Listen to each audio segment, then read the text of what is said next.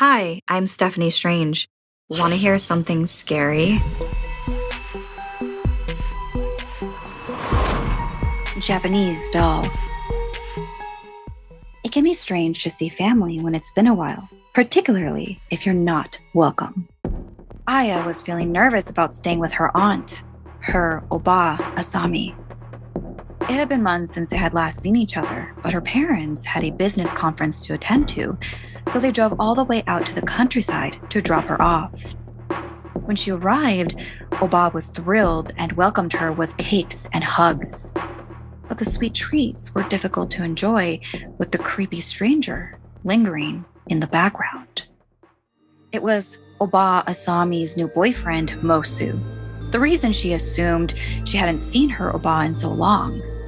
He was tall, pale, and looked much older than her Oba. Mosu gave Aya a sly glance at dinner, which made her squirm in her chair. Getting ready for bed, she saw Mosu sneaking out of the guest bathroom. While Oba was tucking her in, Aya told her that she was sure her aunt's new boyfriend was not happy she was visiting. Her Oba said that was nonsense. He was just quiet and shy due to his artistic nature. When Aya's Oba left for work the next day, Mosu was supposed to be watching her. After Oba was gone, he shoved past Aya and locked himself in the study.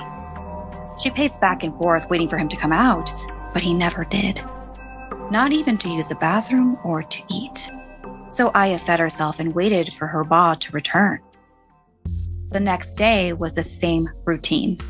Aya was unsupervised, so she explored the backyard. She realized there was a high window that looked into the study. She shoved a heavy flower pot under the window and climbed up as quietly as she could. On her tiptoes, she pulled herself up to peer into the window. There was Mosu working away. He had craft materials and straw strewn all about. It looked like he was piecing something together. Dolls. Suddenly, he froze and stopped working. Aya held her breath. Then he picked up a nail and drove it right into the straw doll's heart. Then he snapped his head toward the window and stared directly at Aya. She leaped off the pot, ran to her room, and barricaded herself inside. Counting the hours till her Oba returned, she couldn't stop thinking about what she saw. It looked like he was making wara ningyo dolls, similar to voodoo dolls. In Japan, they're mainly used to ward off evil, but in the wrong hands, they can also be used as part of supernatural rituals, with the dolls themselves representing a curse. When her Oba arrived home, she practically had to break down Kuso's door. Through tears, Kuso recounted what she saw and told her Oba she was worried for her. Her Oba told her not to worry. Mosu loved her and would never do anything to hurt them.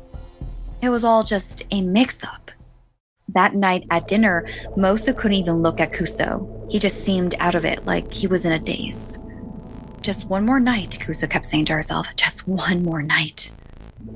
Later, she laid in bed with her eyes wide open, staring at the ceiling, unable to sleep. She listened for any little telltale sounds, and she jumped up when she heard a bang on the front door. Creaking her door open just an inch so she could listen, she recognized the voice immediately. It was her father.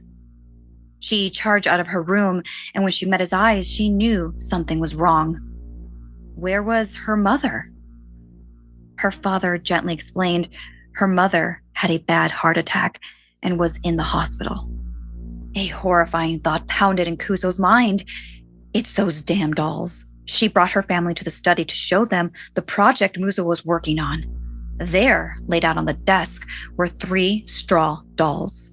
One with the face of Kuso's father, and one with the face of her mother, and one with the face of Kuso. Oba Asami was shocked. What did she mean? And why was there a nail in the heart of Kuso's doll? Upon examining the doll closely, they saw the human hair weaved into the doll.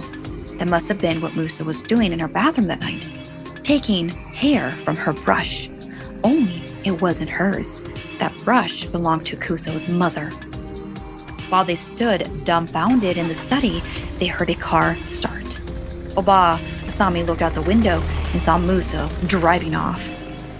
Kuso was relieved he was finally gone. But when Oba Asami returned to the room, her eyes were wide in terror.